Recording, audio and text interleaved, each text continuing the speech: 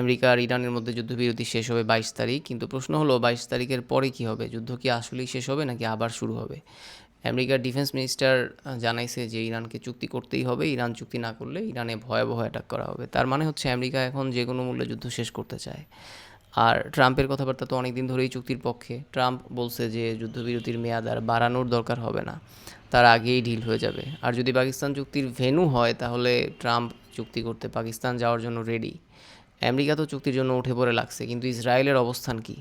ইসরায়েলের অবস্থান বুঝতে হলে ইসরায়েল আর লেবাননের যুদ্ধবিরতির ঘটনাটা দেখেন। 16 তারিখ ইসরায়েল আর লেবাননের মধ্যে যুদ্ধবিরতি কার্যকর হয়েছে, ট্রাম্প নিজেই এই যুদ্ধবিরতির ঘোষণা দিছে।